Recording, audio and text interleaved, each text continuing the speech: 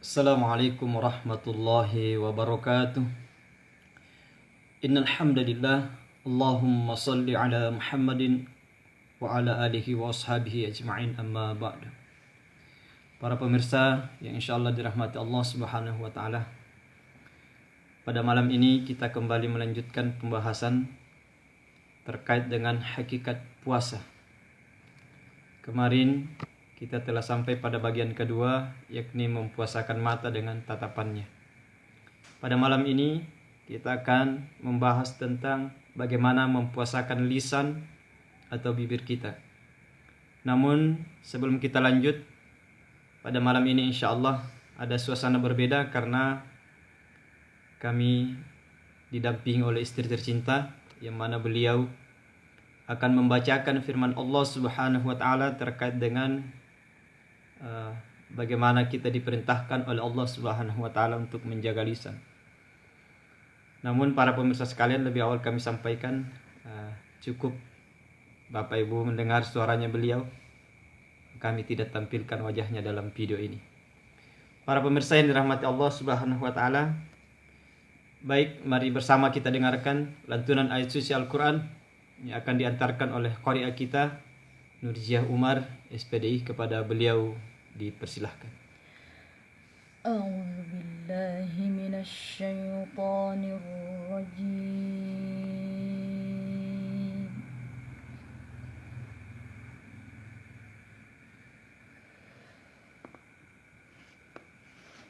بسم الله الرحمن الرحيم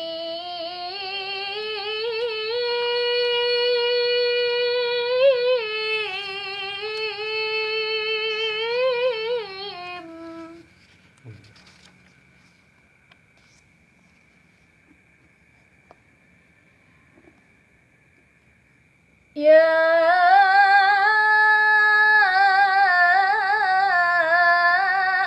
أيها الذين آمنوا لا يسخر قوم من قوم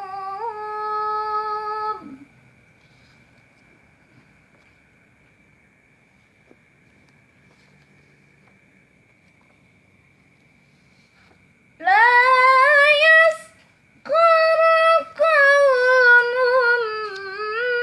من قوم عسى أن يكونوا خيرا منهم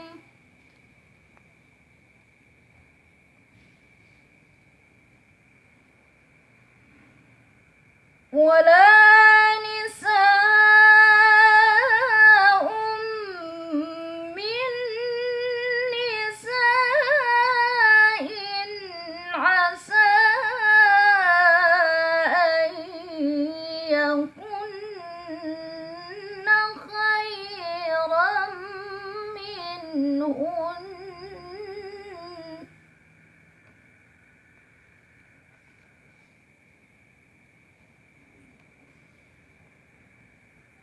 ولا تلمزوا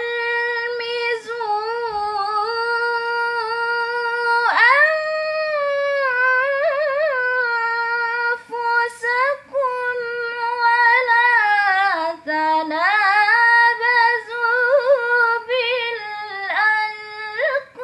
بالألقاب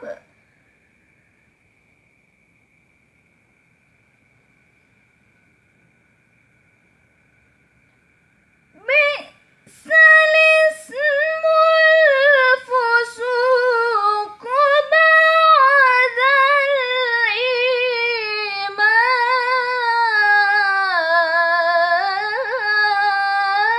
الإيمان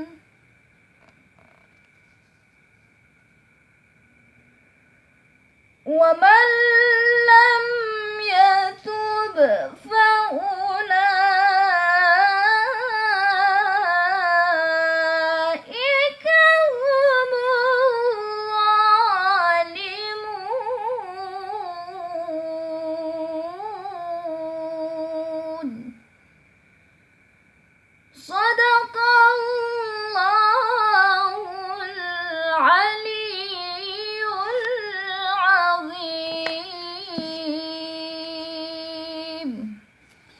Masya Allah, pemirsa sekalian, demikian lantunan ayat suci Al-Quran yang telah kita dengarkan bersama. Insya Allah, mudah-mudahan bernilai ibadah bagi yang membaca dan bagi kita semua yang mendengarkan.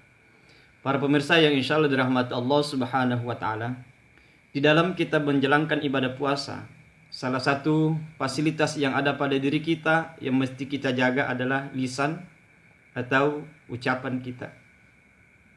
Karena sebagaimana dari awal kami sampaikan bahwa ada sebagian kita yang masuk pada wilayah yang telah Rasulullah Sallallahu Alaihi Wasallam sampaikan dalam hadisnya. Banyak di antara umatku yang berpuasa, namun yang mereka dapatkan dari puasanya hanya lapar dan haus. Kenapa demikian?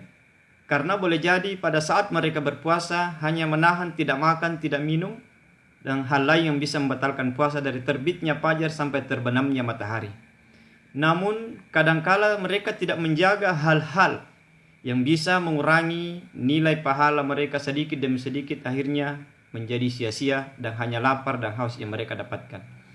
Termasuk diantaranya adalah bagaimana kita menjaga lisan ini agar ketika kita berpuasa khususnya, dan tentunya di sepanjang hidup kita, supaya kita senantiasa menjaga lisan agar berkata yang baik-baik saja. Makanya Nabi ingatkan, "Man kana yu'minu billahi wal yawmil akhir falyakul khairan aw liyasmut." Siapa saja yang merasa diri beriman kepada Allah dan hari kemudian, maka hendaklah dia berkata yang baik-baik saja atau diam. Para pemirsa yang insya Allah dirahmati Allah Subhanahu wa Ta'ala, terkait dengan hal ini memang di sebagian masyarakat kita seringkali kita temui dan kita dapatkan bahwa kadang ada di antara kita yang mampu menjauhkan dirinya, menghindarkan dirinya dari dosa-dosa besar, tidak zina, tidak musyrik, tidak judi, tidak khamar. Namun kadangkala ada di antara kita yang terjebak pada dosa ghibah tanpa mereka sadari. Para pemirsa yang dirahmati Allah Subhanahu wa Ta'ala, tidak terlepas dan tidak terbebas pada bulan Ramadan ini juga. Kadangkala masih ada sebagian kita para pemirsa yang dirahmati Allah, siang hari Ramadan mereka puasa, namun kadangkala ghibah lancar, fitnah lancar, gosip lancar. Sehingga inilah yang menjadi salah satu penyebab kadangkala ada orang puasa hanya lapar dan haus yang mereka dapatkan. Para pemirsa yang insya Allah dirahmati Allah Subhanahu wa Ta'ala, kadang juga ada istilah di sebagian masyarakat kita, istilah naka-naka panggau kana mintonji. Jadi talenguran cerita. Nah, terkait dengan hal ini baginda Rasulullah Sallallahu Alaihi Wasallam pernah ditanya, "Ya Rasulullah, apakah ghibah itu?" Maka Nabi menjelaskan, ghibah adalah ketika engkau mengetahui keburukan yang ada pada diri saudaramu, lalu engkau menceritakan di belakangnya, padahal engkau tahu bahwa saudaramu itu tidak suka ketika keburukannya diceritakan. Ketika yang kita ceritakan itu tidak benar adanya, maka itu jatuh pada wilayah fitnah. Sementara fitnah dalam agama kita juga bagian daripada dosa. Al-fitnatu asyaddu minal qatl. Fitnah itu lebih besar dan lebih kejam lagi dosanya daripada membunuh. Maka ketika benar adanya kita ceritakan, itu masuk pada kategori ghibah dan itu dosa. Dan ketika tidak benar adanya lalu kita ceritakan, maka itu masuk pada wilayah fitnah. Maka benarlah Nabi sampaikan, cukup engkau bicara yang baik-baik saja atau sekalian engkau diam. Para pemirsa yang insya Allah dirahmati Allah Subhanahu wa Ta'ala, dan inilah permasalahan yang sampai hari ini dan bahkan sampai kapanpun akan tetap ada di sebagian masyarakat kita, terjadi di masyarakat kita. Karena yang namanya ghibah, yang namanya gosip memang susah hilang. Saya pernah membaca satu buku, salah satu kisah yang terdapat dalam buku itu tentang seorang ayah bersama anaknya yang naik kuda atau keledai. Pertama kali para pemirsa sekalian, si ayah dan anaknya ini, beliau berjalan tapi tidak menunggangi kudanya. Narindring jamaah sekalian, orang Bantai yang bilang. Mulailah ada pagosip. Nah kan ini, dongok na, niat jajaran nampak narindring, Allah menjubai. Maka si bapak ini mendengar sekilas, lalu beliau berpikir, cocok. Lalu beliau kasih naik anaknya. Nah panai ke anak jamaah sekalian, bapak na rawan rindring, ni kija tu gosip. Ini ngapa na niya ana na doraka itu tu ana. Tu ana na padak kan sampai dongkok jarang. Maka si bapak tadi berpikir, na panawngis ng anak na. Bapak na sina yang mas kalian, pemirsa sekalian. Masih ada yang gosip. Ngapa niya bapak tega kamar anak na. Anak na napalat ka ng paya dong kok jarang. Maka si bapak tadi berpikir, aleh andre kabaji kebun na kaman nih. Lalu beliau naik dua-dua. Dong kok jarang bapak na siagang anak na. Masih ada orang mak gosip. Dia ngapa niya tau pala-pala kamar jaran na dindi. Jaran cak di kamasen lamparuang bayi. Artinya apa ya mas kalian? Dari kisah ini bisa kita tarik kesimpulan dan pelajaran bahwa susah memang injo gosip kak lanya. Apalagi ketika bahasa orang Makassar mengatakan tenan tu bajir pacidikna to tandre ka pangariatinna. Artinya apa ya mas kalian? Apapun yang dilakukan bagi orang-orang yang tidak ada rasa cinta di hatinya, maka tidak akan ada yang baik dalam pandangan matanya. Kebaikan sebaik apapun kita pasti tetap akan dicarikan celahnya. Nah, para pemirsa yang insya Allah dirahmati Allah Subhanahu wa Ta'ala. Sehingga sekali lagi saya mengajak pada diri pribadi saya dan kepada jemaah sekalian, mari kita senantiasa berusaha menjaga lisan ini. Kenapa diri sekalian? Karena memang luar biasa. Kadang tanpa sadar, siang malam, sibuk lagi dengan keburukan orang lain. Sibuk lagi mencari kejelekan orang lain. Sampai-sampai kadang dia lupa dengan keburukan dan kejelekannya sendiri. Padahal para pemirsa yang dirahmati Allah, satu hal yang mesti kita harus pahami bersama bahwa ketika kita punya bibir untuk menceritakan keburukan orang lain, yakinlah bahwa orang lain juga punya mulut untuk menceritakan keburukan kita. Namun satu hal yang mesti juga kita garis bawahi bahwa Rasulullah Sallallahu Alaihi Wasallam memberikan jaminan kepada kita ketika kita tahu ada orang yang selalu menceritakan keburukan kita, bahkan boleh jadi memfitnah kita, maka jangan dibalas dengan hal yang sama. Biarlah mereka ceritakan keburukan kita, kita menahan diri untuk tidak membalas dengan menceritakan keburukan mereka. Kenapa? Karena dosanya mereka ambil dan kebaikannya, pahalanya kita dapat di sisi Allah Subhanahu wa Ta'ala. Bahkan yang paling parahnya orang-orang yang siang malamnya hanya sibuk dengan keburukan orang lain, hanya sibuk memfitnah orang lain, maka na'udzubillah para pemirsa sekalian, tanpa sadar mereka telah mentransfer pahalanya kepada orang-orang yang menjadi korban gosipnya. Maka ibu-ibu bersyukur ki kalau kita tahu ki ada yang selalu gosip ki, ada yang selalu cerita jelek ki, kisah barangi purus barambang, dan bilang ki alhamdulillah. Ngapai? Karena insya Allah kita dapat pahala gratis sepanjang itu orang yang bersangkutan tidak bertaubat dan berhenti dari apa yang mereka lakukan selama ini, yakni menjadikan kita bahan gosipnya. Para pemirsa yang insya Allah dirahmati Allah Subhanahu wa Ta'ala.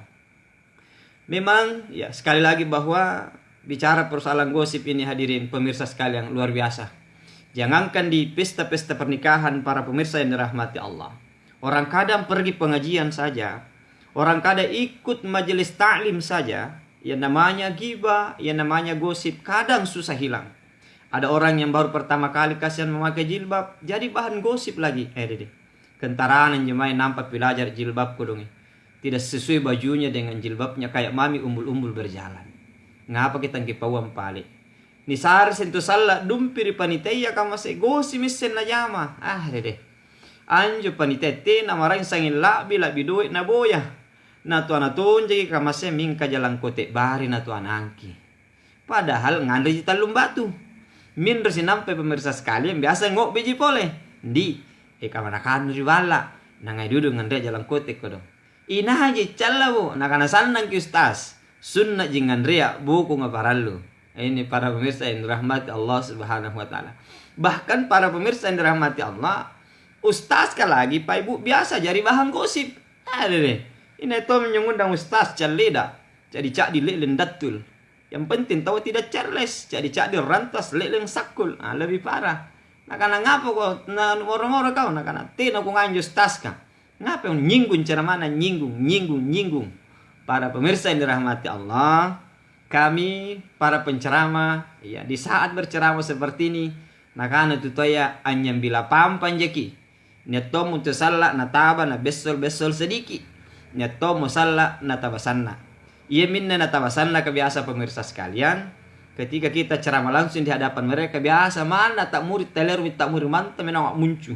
Mindu senam pemormor tamu kondangin justas kerbukona tangkungai ngurai apa ada bahas neki ngase natawa siratang Para pemirsa yang dirahmati Allah Subhanahu wa taala.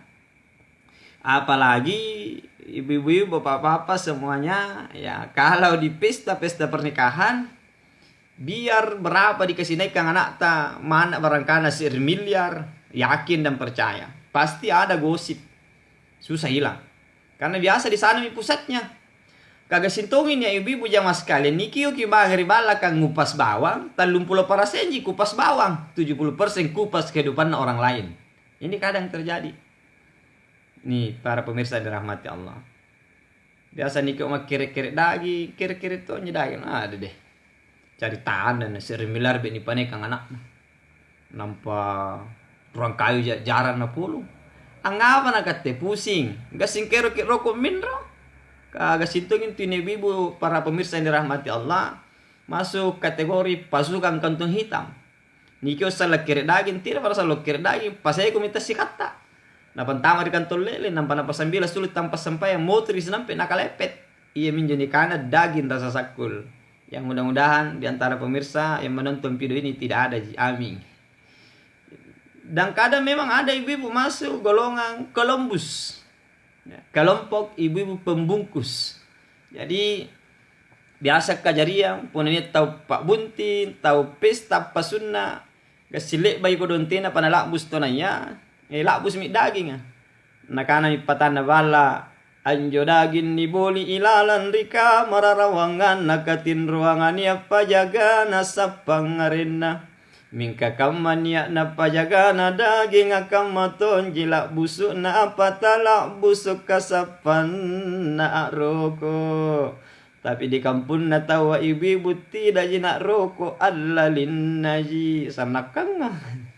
Para pemirsa yang insya Allah dirahmati Allah Subhanahu wa taala. Oleh karenanya kembali sekali lagi mari di dalam kita berpuasa kita berusaha dan menjaga lisan ini kita ikut mempuasakan. Karena tadi oleh istri saya tercinta, beliau telah membacakan firman Allah Subhanahu wa taala di dalam surah Al-Hujurat ayat 11 di mana Allah Subhanahu wa taala mengingatkan kita semua, ya ayyuhalladzina amanu la yaskhar qaumun min qaumin asa ay yakunu khairam minhum wala nisa'um min nisa'in asa ay yakunna khairam minhun ila akhir ayat.